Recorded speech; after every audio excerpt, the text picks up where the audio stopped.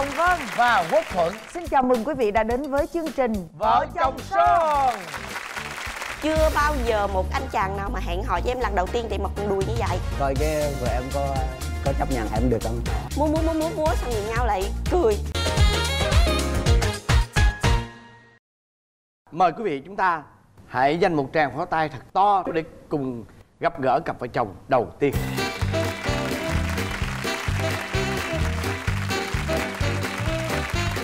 Xin chào hai bạn. Mời hai bạn giới thiệu về mình.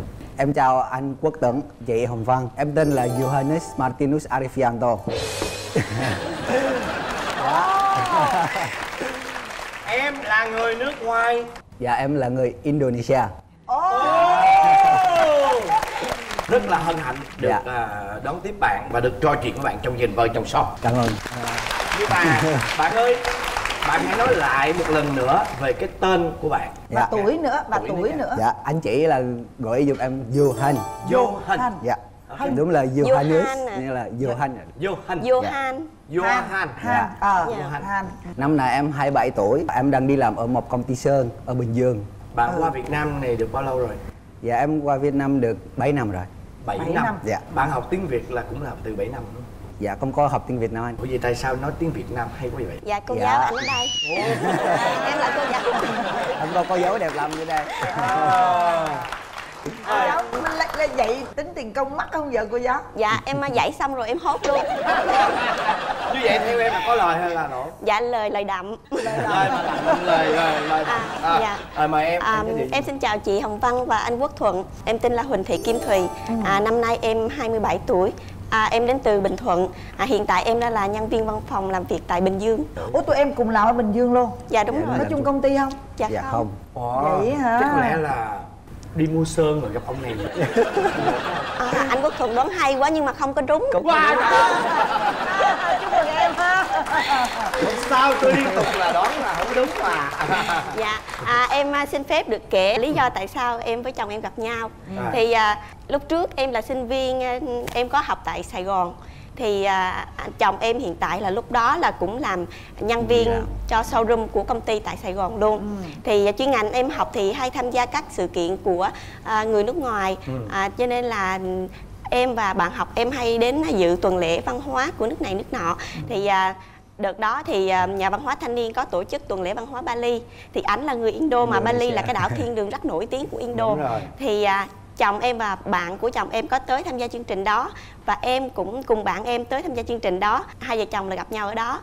Thì sau khi đó là về là add Facebook nhau làm bạn rồi. Hai người có nói chuyện với nhau ở Facebook một tuần. Lúc đó là Han đã biết nói tiếng Việt chưa? Dạ chưa, em ít lắm, nói tiếng Việt còn ít lắm. Vậy hả? Rồi vậy thì hai người đến với nhau làm sao? Sau khi nói chuyện ở Facebook một tuần á, dạ em và vợ em đi hẹn gặp nhau, hẹn hò. Lần đầu tiên gặp em đâu có nói tiếng Việt được đâu. Vợ em cũng hơi nói tiếng Anh cũng hơi ít. Nên là có hai người qua nhau cũng cười và body language nói chuyện á. Dùng động từ tu. Dạ. Ảnh hẹn gặp em ở trước trường đại học của em. Thì mình trau chuốt rồi làm tóc rồi 1 tiếng đồng hồ của em đứng trước cổng trường em chờ. Rồi em không ngờ là cái ấn tượng đầu tiên về ảnh nó khoác hoàn toàn với cái sự tưởng tượng của em. Ảnh chạy xe quay chạy tới mặc cái quần đùi màu đen, một áo thun màu đen. Em là rất là bất ngờ tại vì chưa bao giờ một anh chàng nào mà hẹn hò với em lần đầu tiên thì mặc quần đùi như vậy. Tại sao vậy anh? Không có cái lý do, tại vì hiện tại á, lúc đó em đang sống với mấy bạn em 4 người con trai hết. Tuy nhiên em đi ra ngoài em mặc đồ đẹp trai lắm, sau đó là chắc là người ta cũng chắc là đi chơi với con gái này đó. Nên là em cũng ở cái giọng cái đi chơi bình thường, em mặc đồ bình thường nên là mặc còng người ta không có hỏi, người ta không có chập gì đó. Tức là em giấu đúng không? Dạ em giấu. Dạ em giấu. Và em cũng nghĩ là để coi cái này. Dạ để coi cái vợ em có chấp nhận em được không. Dạ. Sau đó như thế nào? Cái ấn tượng đầu tiên thì không có đẹp, nhưng mà khi mà tiếp xúc thì cách nói chuyện em này rất là vui, dí dỏm và rất là nhiệt tình và thiệt tình nữa. Cho nên là anh cứ quơ thôi đúng không? Dạ hai đứa nói chuyện với nhau, nói chuyện được một xíu xong không biết nói sao cho tiếp theo cho người ta hiểu, cứ múa xong nhìn nhau lại cười riết như vậy. Thời gian đầu thì cũng bất đồng ngôn ngữ, cũng khó nói. Thì sau đó thì em cũng có dạy cho ảnh là tiếng Việt, rồi ảnh cũng dạy lại em tiếng Anh. Mà chị muốn hỏi Han nè, Cái lần đầu tiên em đi chơi với bạn này xong về, em cái cảm xúc của em có bồi hồi, em có xao xuyến, em có nhớ nhung không? Dạ có chị. Cái lần đầu tiên thì em thấy tôi may lắm. Tôi may lắm, tôi tức là thoải mái, em rất là may mắn, đúng không? Thoải mái. Anh thấy thoải mái. Thoải mái chứ là tôi may mắn, rất là thoải mái. Dạ rất là thoải mái. Và có lúc lần đầu tiên em thấy vợ em á, cái style là cái bánh bèo lắm. Bánh bèo. Bánh bèo. Bánh bèo. bèo. Bánh bèo là cái tóc dài nè và cũng cái chân như vậy nè. Đẹp lắm em thấy. Đẹp. Dạ đúng được. không? Rồi sao xuyến bồi hồi, rồi là nhớ nhung ha. Dạ nhớ. nhung. Thì bao lâu thì hai người mới chính thức là yêu nhau? 1 tháng sau đó ảnh tỏ tình với em. Tỏ tình Dạ. sao? Tỏ tình tiếng gì? Dạ em tỏ tình bằng tiếng Việt. Lúc đó là em đi chơi 2 cặp. Lúc đó là cũng đang ngồi chung. Ngồi ở Đại Lộ Đông Tây. Dạ, ngầm chăn. Ngầm chăn. Dạ. Ngắm trăng. Đó ngầm chăn và cũng hơi mơ mơ chút nên là hơi romantic. Cảnh lúc đó rất là lãng có lúc mạn. đó nào em nói là sợ bên kia nghe nên là đưa cái điện thoại ra em nhắn tin anh đã thích em muốn làm bạn gái anh ông làm bạn gái của anh hay không? Dạ em đưa cái điện thoại của em để cho vợ em. Anh đưa cái điện thoại Dạ. cho em mà em cầm cái điện thoại là giống như em tưởng tượng giống cái điện thoại nó mới rớt cái nước lên vậy á. Tại vì ảnh là anh hồi hộp là mồ hôi tay anh nó chảy nhiều lắm. Mà em cầm cái điện thoại nó ướt nhẹp luôn, em phải chùi chùi giáo em vậy nè. Rồi em cầm ra em đọc thì ảnh tỏ tình em như vậy. Lúc đó thì cũng 1 tháng gặp, cũng hay đi chơi gặp nhau rồi, em thì cũng thích ảnh rồi. Nhưng mà con gái mà mình phải chảnh mình làm giá một xíu. Dạ liền là mắc giá liền, cho nên là em là cũng cảm ơn cái tình cảm giữa hai dành cho Thì để Thì suy nghĩ lại thì sẽ trả lời. Rồi sau đó khoảng 1 tuần thì em mới nhắn tin là em đồng ý làm con gái ảnh.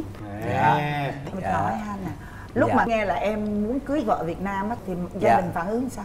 Dạ có lúc mới bắt đầu quen cô bạn gái ở Việt Nam á, điện thoại bảo cho bà em con ở đây có bạn gái rồi á. Bà em cứ nói là rồi chắc con về nước rồi vậy thôi. Dạ chỉ có trong vậy thôi. Dạ bà em cũng tin vào em lắm, thế là em cũng nói là con lớn rồi con cứ làm đi. Con có tình cảm với một cô đó là yêu 100%.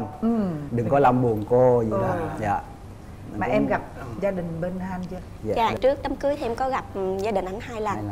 Thì Ở ảnh Em qua bển hả? dạ đúng rồi. Nhưng mà bên gia đình em thì có đồng ý anh không? Lúc đầu quen ảnh thì mẹ em thì bình thường nhưng mà ba em là không đồng ý. Tại vì ba em sợ là mắc con. Tức là sợ hốt về bển đó đúng không? Sợ hốt về Bên kia, phụ huynh bên kia thì lại sợ là con mình là bị hốt ở bên đây. Dạ đúng không? Rồi bây giờ là ông nào cũng mất con vậy. nhưng mà cuối cùng á bên kia là bị mất con trai rồi đúng không? Dạ, cuối cùng là em hốt ảnh qua đây. Dạ. Bây giờ thì tình cảm của bố vợ với con rể thì như thế nào? Dạ rất là tốt ạ. Thì thời gian đầu thì ba em là không đồng ý, chỉ là nói cạnh nói khoáng như là nhiều đứa nó lấy chồng ở xa rồi biết bao giờ mới về rồi. Thế nhưng mà em thấy anh này là rất là tốt. Em suy nghĩ là dù chồng mình ở xa nhưng mà anh tốt với mình thì đi đâu thì hai đứa cũng sẽ hạnh phúc. Khi mà em bị ba vợ không đồng ý như vậy á thì em có buồn không? Dạ buồn thì có buồn chị. Rồi em tìm cách nào để em thuyết phục được ba vợ em? Dạ, đầu tiên em hỏi vợ em lý do tại sao ba không có chấp nhận anh. Có thể là ba sợ, ba lo lắng là tại vì lúc đó là bạn gái em đang đi học nên là mình cứ quen vào nhau, nhưng là em cũng phải hứa với anh em phải đi học giỏi. Đừng có tại vì anh sau đó là ảnh hưởng cái đi học của em. Và em sẽ cố gắng làm tốt cho bạn gái em nên là bà của bạn gái em đó chịu em.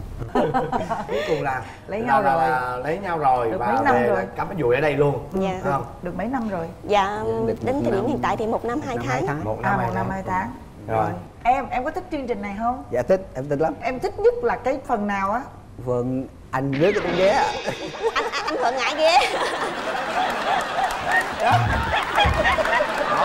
Lần đầu tiên mà tôi té cho vừa lòng quý vị. Mà đến đây tôi nói luôn, có nhiều người vô comment tôi nói tại sao tôi có một kiểu té hoài vậy, mà thật ra té kiểu thôi là đau nội rồi. Khoan ơi, Dạ. nó còn một phần nữa, đó là phần khui Nói bia. xấu nhau á, nói xấu nhau Nói á. xấu nhau đó. Dạ. Han có thích không? Dạ em thích. Thích luôn đó. Vậy bây giờ hỏi luôn nè, Dạ. Thùy có tật xấu gì Có. Trời ơi, nói khó mà rất nhẹ nghe có chưa? mà nhẹ quá. Sợ nha. Dạ, nói là sợ. Sợ. Đâu, tật xấu của Thùy như thế nào? Kể cho Thuận nghe. Trước là quan tâm cái điểm nhỏ nhỏ của em lắm. Có gì anh cái bà luộc của anh là dư lắm, để em mang về em giặt cho. Rồi. Còn bên này á, em cái bà luộc của anh hơi vừa chút, cứ bỏ đi anh, mới đi anh. Trời ơi. Nên là Xả láng. dạ. Sự thay đổi, dạ, thay đổi. cái nhỏ nhỏ. Không còn quan tâm chăm sóc chi tiết cho chồng. Trong khi anh ấy thì lại rất thích là được vợ như là giặt ba lô cho, đúng không? Dạ, thế là quan tâm mấy cái nhỏ nhỏ của em á. Rồi cái gì nữa nè? Còn gì nữa? Hơi có tỉnh. Khó tính. Dạ, hơi có chịu. Ví dụ. Có một thời gian hai vợ chồng ăn chung, vừa em ăn xong rồi em vô xong, thế nhìn cái nói sao anh lúc nào cũng ăn là láo thế. Dạ, lúc nào cũng ăn là lao chồng. Em thì ăn 2 chén, anh ăn 5 chén lắm, sao nhành bằng em được. Đấy là con vô lý á, để Vô lý. dạ, Cằn cũng có nhằn một cách vô lý đúng không? nhưng cần vô lý cũng có. Còn gì nữa không? Dạ cũng có. Nhưng dạ anh hỏi nè, mỗi lần cãi nhau Ai em thắng? cãi lộn lại vợ em không? có em nói lại được thì em sẽ nói, nhưng là có lúc em không nói được thì em im, em đi thôi. Im là bởi vì em không có Dạ. từ ngữ để nói. Dạ. Em thiếu từ đúng không? Dạ không, có một số là có thể tiêu thở, có hai nữa là em thấy là có thể là im là sẽ tốt hơn. Tại vì nếu có lúc em nói lại thì cũng không có hết cái vấn đề đó. Đúng rồi. Nên là có lúc em im, không muốn nói chi nữa. Chấp nhận mình là kẹo Dạ, dưới. chấp nhận. Đó, rồi có hay cằn nhằn vợ không? Dạ nhiều. Nhiều. Em hay Cằn cằn nhằn nhằn vợ. sao? Dạ em hỏi vợ em trực tiếp đi cho biết. Đây, nhiều Anh em thì biết. hay cằn nhằn. Em là một vấn đề là em nói hết rồi thì thôi, còn ảnh thì cứ nhai tới nhai lui, nhai tới nhai Nhai lui. sao? Ví dụ Nhai sao như chị không hình dung được Ví luôn dụ á. như là ảnh á là thích ăn cơm xong là rửa chén liền, rồi dọn dẹp bếp núc sạch sẽ đi, đừng có để đó. Còn em là bữa nào khỏe thì rửa liền, còn bữa nào mà em mệt hay làm biếng nữa là em ăn xong để đó, em nói để đó đi anh ơi mai rửa. Anh nói nhìn không có thích, ăn cơm xong là rửa liền đi Honey ơi, anh không có thích để như thế đó. Là Mà em nói hoài vậy hả? Dạ anh nói hoài. Đúng rồi, cái nhiều khi thì em cũng rửa, nhiều khi là em muốn chọc tức ảnh em không rửa, em ngồi đó anh nói hoài không rửa, anh ghét cũng tự xử luôn. Tại vì em cũng có lý do. Em nhăn á cho nó sợ, cho nó biết, cho nó tức luôn, cho nó mai mốt đừng có làm nữa. Dạ cái giấy thôi. Mà nó cũng làm hoài hả? Dạ cũng làm hoài, nên là thôi, nên là thấy cũng nhằn Nhiều khi hoài. em làm biếng mà nhiều khi em muốn chọc tức ảnh. Rồi về em, anh ấy có tật xấu gì không? Nói chung là anh chỉ có tính hay cằn nhằn vậy Hay thôi. cằn nhằn thôi Cằn đúng nhằn không? thôi, nhưng mà bây giờ ra thì em có anh mong muốn anh thay đổi điều đó không? là bớt cằn nhằn đi. Ví dụ như là những cái nhỏ thì em tự thu xếp được thì ảnh đừng có lo những cái nhỏ, rồi những cái nhằn như vậy em không thích. Ăn xong rửa chén liền là đúng nghe. Bây giờ em rửa Không có để rồi. ngày mai nghe em. Bây giờ là em rửa rồi. Bây giờ là rửa liền. Cái đó thì giờ em sửa rồi. Rồi, do Dạ. anh, em muốn vợ em thay đổi điều gì? Hiện tại á, bên này là đã thay đổi nhiều lắm. Thay đổi tốt hơn nhiều. Không mà thực ra tụi em rất là dễ thương. Lần đầu tiên có một chú rể người gọi là người Indo á, chưa có ai hết. Đó thì rất cảm ơn tụi em và cũng thay mặt chương trình là chúc tụi em hạnh phúc nè. Và hy vọng Dạ, sẽ cảm được ơn chị. đón tiếp rất nhiều những chú rể là người Indo Dạ. dễ thương và đáng mến như là Johan. Dạ, cảm ơn. Thì bây giờ bố mẹ cho vợ con về nhà con để xem là vợ con có hài lòng về gia đình con nữa hay không. Cô dì chú bác cứ bảo là đừng đi con đã lừa rồi. Và bây giờ xin mời quý vị dành một tràng pháo tay tiếp tục nữa để chúng ta cùng gặp gỡ cặp vợ chồng thứ hai.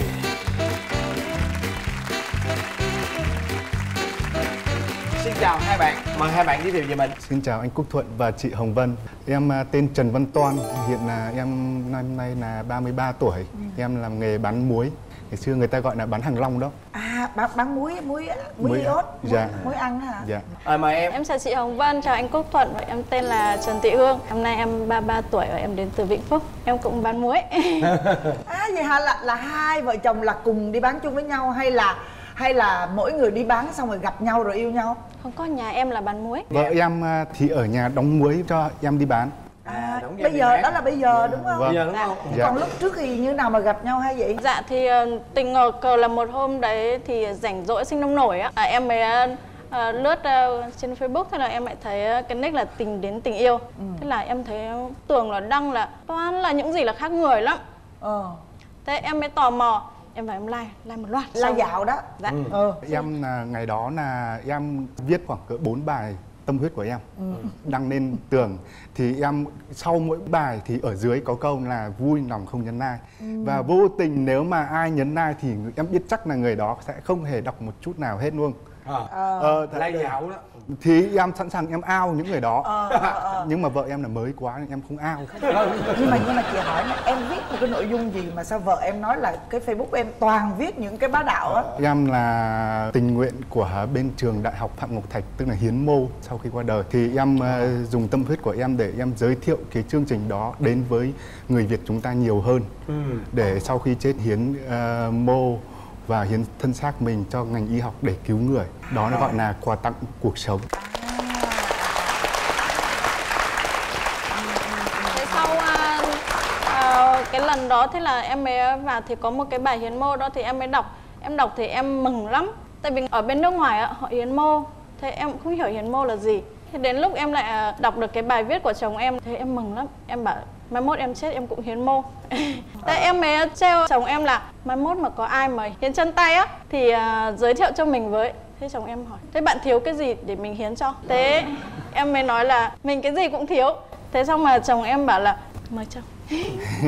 Tức là khi mà em tìm hiểu vợ em thì em biết được thông tin của vợ em là tay chân là thiếu một số bộ phận. Thì em cũng đã rất là gọi là đồng cảm rồi. Nhưng mà sau này em có một bài viết về một em bé cần cứu trợ thì nhiều người mà trong đó có vợ em gửi 200.000 và những cái đồ mà vợ em làm được bằng tay gửi cho em bé và có cả tặng riêng cho em nữa. Thì em với rất là tâm phục bởi vì một người như thế mà biết có tấm lòng yêu thương đến với những người khác thật là đáng quý. Đến bao lâu thì mới yêu? Sau đó vài tháng thì em về quê thì em mới bảo là Tết này em sẽ qua nhà để gặp vợ em. Thì là chiều mùng 2 Tết em bắt xe tới nhà vợ em. Em vừa tới có mình em thôi là một mâm đầy. Em thuộc dạng là cũng ăn khỏe, ngủ khỏe cho nên là em đánh xanh gọi là ăn xong thì em liền ra tập thể dục như bình thường. Em coi ở đâu cũng như nhà mình, em cởi trần em tập thể dục, em giả vờ em khoe. Thế là xong, đến 7 giờ ăn tiếp thì em cũng tiếp khách hết. Em tức là em cố gắng làm sao tự nhiên cho sự tự tin ấy. Em tức là đánh bố mẹ trước đã. Trước đánh bố mẹ bằng cái body. Dạ. Với lại sự chân thành, sự tự tin. Vâng. Đến bao lâu thì hai bạn mới chính thức yêu nhau? Thực sự là sau chỉ có 3 ngày khi chúng em đã thống nhất được một số quan điểm chung. Hướng chung là yêu luôn. Từ năm Tết là yêu. Là bắt đầu em không có yêu là em không yêu. Em nói với bố mẹ là bây giờ chúng con là có ý định đến với nhau. Thì bây giờ bố mẹ cho vợ con về nhà con để xem là vợ con có hài lòng về gia đình con nữa hay không. Thì con mới quyết. Dạ, gia đình nhà em thì cứ sợ là bị lừa. Thế là cô dì chú bác cứ bảo là thôi đừng đi con ạ, lừa đấy. Họ lừa đấy, họ bán ạ. Thế xong em mới chỉ nói một câu là cuộc sống này là cần lắm những niềm tin. Thế là em mới đi về Nam Định thì mẹ chồng em thì có vẻ là không hài lòng, không ưng. Thực sự là gia đình em là chưa đồng ý lắm bởi vì tay chân vợ Cũng em là như không vậy. hài lòng lắm á. Đó, không hài lòng bởi vì chỉ cái bề ngoài thôi. Đó, nhưng mà em thì em rất là quyết tâm. Nói bảo bây giờ con đồng ý rồi, mẹ thấy thế nào? Mẹ thấy là không ổn cho lắm nhưng mà quyết định là quyết định ở con. Thì em bảo vậy bây giờ mùng 8 gia đình mình nên thăm và em đồng thời em cũng điện cho bố mẹ vợ là chuẩn bị cơm đi. Có nghĩa là tụi em quá là nhanh trong cái vấn đề mà yêu nhau. Trong vấn đề quyết định. Đó, như vậy là một người rất chi là có chính kiến rõ ràng. Mẹ phải hiểu một điều là con lấy vợ cho con, đúng không? Con sống với rồi, vợ con. Sau cái đó bao lâu thì cưới? Sau cái đó thì 3 tháng cưới. Rồi nay cưới được bao lâu rồi? Dạ em cưới được gần 3 năm rồi. Gần 3 năm rồi. Em có em bé chưa? Dạ chưa. Thôi chút xíu gặp em sau ha. Lên nghề lên là em lên tay lắm rồi nha. Lên tay. Giờ chị hỏi tiếp nữa nè. Có nghĩa là cưới nhau gần được 3 năm rồi. Dạ. Yêu nhau thì cỡ khoảng bao lâu? Chỉ được có 3 ngày, từ ngày mùng 2 đến ngày mùng 5. Thấy chưa thì thế thì lấy nhau rồi có phát hiện những cái bất ngờ gì về nhau Đó, không? bây giờ có vòng tính vòng xấu hay không? vòng là chị hỏi con Chưa câu là có có chị. tật xấu không? Cái này để em kể cho. Lo chuyện bao đồng, tức là đi làm á chị. Người ta đang trộn bê tông á. Mà trong khi đó thì mình đang đi rau muối cho khách hàng. Là nghĩ làm sao mà thấy người ta trộn vất vả quá, làm vào đấy đổ cho xong cái đống bê tông ấy luôn. Phụ người ta. Xong ông chủ nhà ông ấy nhận làm luôn. Bảo không, em đi bán muối không phải đổ bê tông. Em giỏi Đó vậy đó, còn gì là ghê hơn vậy nữa không? Một lần ở quê em, hai vợ chồng đang đi chơi, có một bà mẹ trẻ bà ấy bế em bé, thì em bé khóc chị. Thế hai vợ chồng đang đi thì dừng lại, thế là chồng em nhảy tõm xuống sông. Em nghĩ có khi nào trời nắng không rồi trời. Nóng đó. Đi ra bơi này. Cho nó vui. Nhặt quả bóng bay, quả bóng nó nổi dưới nước á. À, nó rớt cái quả bóng Dạ. nước không? Thế là đưa lên cho em bé. Thế là người dân họ đi qua họ bảo khùng. Nhưng mà em có thấy vui không? Là bởi vì anh làm việc tốt. Dạ, làm việc tốt mà không có nói. Thế em mới thấy nó vô lý, nó buồn cười. Có bực mình về cái chuyện đó không? Bực Dạ đúng không, sống chung với lũ đành chịu chị. Trời, chịu đó. Rồi, cái gì nữa?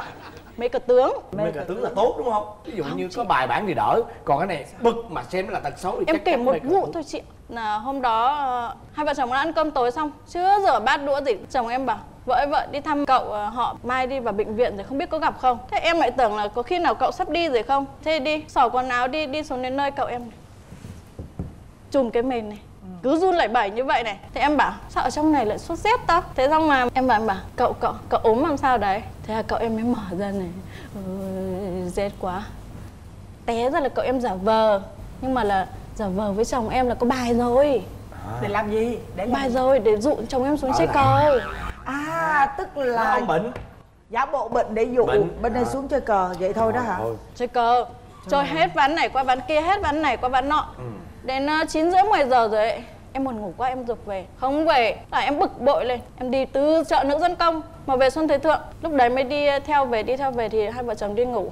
Lên cứ khều năn nỉ xin lỗi em. Em bảo không chịu, em cứ nằm quay lưng ra một bên. Thế năn nỉ xin lỗi, cứ khều này, cái tay móng khều này. Thế em bảo đang nóng quá nha. Tôi suốt cái à. Rồi có cái câu chuyện gì về mà Thế mê cờ không, tướng chưa đó anh, mà. chưa. Có nữa hả? Thế xong là gác tay lên trán này, khò em tưởng đâu là phải ăn năn hối lỗi, là phải xin lỗi năn nỉ. Em không có đâu, em quay sang là khò cũng tiêu lúc nào rồi. Tạm đến cờ tướng quá mà không ngủ này. Trời, làm em tổn thương dễ sợ luôn. Rồi, cái gì nữa? Đó. Mấy thuốc lá trước lúc mà ấy thì nói là không hút thuốc lá thì em mới đồng ý quen. Thế mà xong sau rồi là hút thuốc lá. Nhà em lại có một con chó Phú Quốc, đặt tên là con Tít. Thế hút thuốc lá bỏ quên một điếu trên đấy, bỏ đi vào trong nhà. Thì con Tít nó ngậm cái điếu thuốc ở trong miệng. Trời đất ơi. Bà Phú Quốc bà hút luôn. Bà Tết cái kia bà nghe một thuốc lá cái bà ghiền luôn rồi đó. Nó ngậm thế là nó cứ chạy sộc chồng em từ trong nhà chạy Tít của anh cứ đuổi để lấy cái điếu thuốc trong miệng ra. Nó hút luôn hả? Tức là giật lại giật tay luôn bà Tít luôn à. Con điếu cuối cùng mà Điếu cuối cùng mà nó lại 10 giờ tối rồi. Trời con em hút dữ lắm hả con? Không, Hút cái nỗi mà con chó nó nghiện luôn đó phải không? thực sự là em đã có một lời hứa với vợ là em bỏ thuốc rồi. Đây là cơ hội có chương trình để bắt em bỏ thuốc, chắc chắn lần này chắc là không thể giấu được, không thể thua được nữa rồi. Có nghĩa là tham gia chương trình này đúng không? Dạ. Để bắt chồng phải hứa với vợ, hứa với khán giả, hứa với tất cả mọi người là chồng bỏ thuốc đúng không? Có một hôm theo dõi chương trình, đang lúc đấy 11 giờ đêm rồi em cười mà nó mỏi hết hai cái này luôn. Thế em mới bảo chồng hôm nay vợ coi cái chương trình Vợ Chồng Son đó, cười mỏi hết hai cái này. Thế xong nào chồng em bảo vợ đăng ký được đi, rồi chồng hứa sẽ bỏ thuốc. Trời ơi em mừng. Thế lúc mà tụi em được nhận lời mời tham gia chương trình là em mừng lắm đúng Trời không? ơi mừng lắm. Chồng có mừng không? Dạ em cũng rất mừng nhưng mà cũng rất no. Vậy hả? Bởi vì từ lời nói tới việc làm là con Là đường một xa khoảng nhất. cách. Nhưng mà bắt buộc là sau đây là Rồi. em phải Nói chung thực hiện rồi. Nói chung là tôi cũng rất mừng luôn. Bây giờ vậy nè Cưng ơi, bây giờ em mong muốn chồng em bỏ Dạ, thuốc đúng đúng rồi. không? Chỉ duy nhất một điều đó đầu tiên đúng không? Bỏ thuốc. Thôi, có mỗi một việc đấy quan trọng nhất là làm trước cho em đi. Rồi còn em mong vợ em thay đổi gì? Kiếm mấy ngày nay mà chưa thấy gì, nói chung là Tốt quá. em rất tự hào và là rất hãnh diện là Thì em đã vợ được làm chồng của vợ em. Dạ Quá đúng tuyệt rồi vời. ạ. Hay quá. Rồi thôi bây Nếu giờ vậy á thì giờ á, chị cũng đúc kết trước khi anh Thuận chúc tụi em có con ha. Thì chị cũng chỉ mong như vậy. Đầu tiên là chị thấy là tâm hồn tụi em quá là thiệt, chị rất là mong muốn là tụi em giữ, đừng bao giờ để mất cái điều đó. Chị nghĩ rằng thông qua cái chương trình này tụi em sẽ lan tỏa được cái điều đó cho tất cả mọi người. Cái quan điểm của em rất hay, có nghĩa là mình mất đi rồi á, mình vẫn không mất hẳn mà mình vẫn tồn tại, gọi là nhiều những cuộc sống của người khác nữa bằng những cái gì mình đã hiến tặng, thì điều đó quá tốt, quá hay luôn. Đó là cảm ơn tụi em với cái lý tưởng đó ha. Và chính vì như vậy mà chị vô cùng mong là tụi em sẽ hạnh phúc ha. Và cái hạnh phúc sớm nhất trong năm sau sẽ là cái điều mà anh Thuận sẽ chúc tụi em sau đây. hôm nay thì thay mặt cho chương trình thì Quốc Thuận xin chúc cho hai vợ chồng của Toan trong năm nay luôn nè, 2018 sẽ có một em bé thiên thần xuất hiện, mạnh khỏe, kháu khỉnh, đến với gia đình của vợ chồng Toàn. Dạ, em cảm ơn ạ. Thế nhưng để được cái lời chúc đó may mắn là thành hiện thực thì nó không chỉ lời chúc này đâu mà nó còn từ bạn này đây. Bây giờ em hứa vợ em Ngại quá. Có mặt tất cả mọi người đây, và chồng cũng xin hứa là chồng sẽ không hút thuốc nữa và sẽ thay đổi để hài lòng cho vợ nhiều hơn, và vợ cũng yêu chồng nhiều hơn nữa nhé. Chắc chắn nha. Rồi ôm. Đó.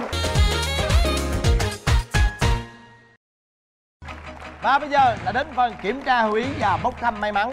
Chúng ta có 4 phần quà như sau. Trước tiên đó chính là một siêu phẩm Smart TV Skyworth 32 inch model 32S3A với nhiều tính năng vượt trội hữu ích như hệ điều hành Android thân thiện kết nối Internet Bluetooth, hỗ trợ thu sóng mặt đất tự động điều chỉnh độ sáng màn hình TV theo ánh sáng của môi trường bên ngoài, giúp tiết kiệm điện năng, giảm bức xạ, bảo vệ đôi mắt người dùng. Trị giá 4.690.000 đồng. Và món quà thứ hai đó chính là một phiếu mua hàng điện tử tại website www.uma.vn trị giá 2 triệu đồng của chuỗi siêu thị nội thất và trang trí Uma, chất lượng thiết kế Thụy Điển dành cho ngôi nhà Việt với phương châm biến ngôi nhà thành tổ ấm. Món quà thứ ba đó chính là bánh bông lan Hura Deli được làm từ sữa thật trứng tươi, sản phẩm của công ty cổ phần BBK. Và món quà thứ tư đó chính là một miếng cước chùi nồi kèm theo một cặp vé xem kịch tại sân khấu của người đẹp Hồng Vân. Và bây giờ là đến phần kiểm tra hiểu ý. Các em đâu lưng lại, nghe kỹ câu hỏi. Vợ chồng bạn thích sơn nhà màu gì?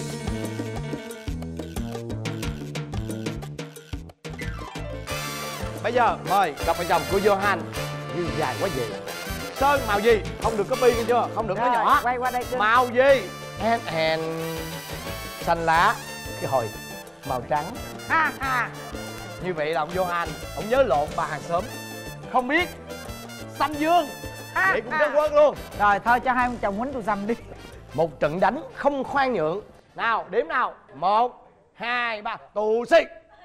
Tù si. Rồi cậu phải thấy ghê. Trời ơi móng vuốt kìa. Không ra cái móng vuốt kìa. Bây giờ với cái sự bao bọc anh Toan, vợ chồng anh Toan sẽ chọn đi một trong 4 màu. Vợ chọn đi. Chồng thích màu gì? Vợ chọn là chồng thích. Em thích màu xanh. Màu xanh. Số 2. Trong màu đỏ. Trời ơi mệt tôi không lẽ màu hồng. Lên luôn. Rồi mời em. Lên. Nào bây giờ Thuận với chị Vân mở trước nha. Thuận với chị Vân mở trước, đừng mở nha. Nào mời quý vị khán giả đếm nào. 2, 3. Tại sao không chọn màu hồng? Không mặc áo màu hồng mà không chọn màu hồng là sao? Không may mắn. Em hả? Không may mắn hả? Thường mấy người nói vậy hay trúng cái quà là cái tivi lắm á. Rồi bây giờ mời hai cặp vợ chồng chuẩn bị đếm nào. Thấy chưa? Thấy chưa? Thấy chưa? Đó nè, tôi muốn hỏi bạn một câu nè. Bạn luôn nói là tôi là người không may mắn, thấy không? Thì hôm nay với cái tivi này bạn thấy bạn có may mắn không? Cũng là nói thiệt thôi, là may mắn hay không là mình luôn hài lòng. Luôn hài lòng. Luôn hài lòng với chính luôn mình. hài lòng đó. Khán giả của chúng ta vẫn có cơ hội nhận được một phần quà, đó chính là bánh bông lan từ thương hiệu BBK.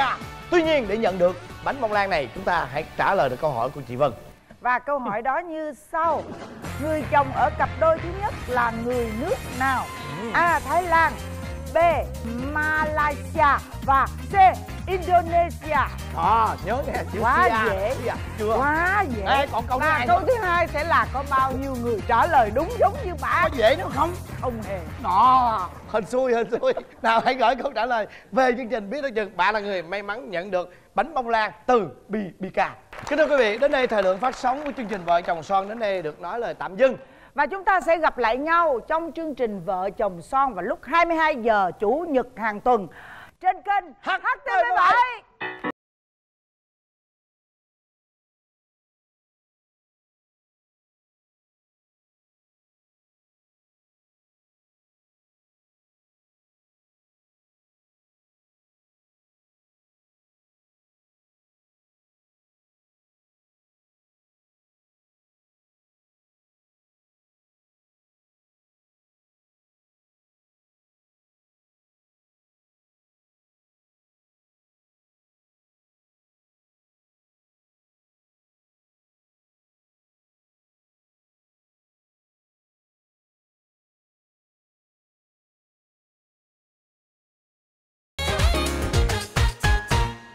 hình tượng anh trong đầu rất là soái ca. Dạ. Soái ca. Và lạnh lùng. Thì lúc đó mọi chuyện mới bắt đầu. Bây giờ em nghĩ là em cảm giác như chắc là em bị gài kèo hay sao ấy. Mỗi lời mỗi làm bạn gái em á thì ngày đầu bạn không có chịu, ngày thứ hai cũng không có chịu, đến ngày thứ ba em chỉ hỏi một lần và em đồng ý luôn. Và chúng ta sẽ gặp lại nhau hàng tuần vào tối chủ nhật lúc 22 giờ trên kênh HTV7 trong chương trình Vợ chồng son.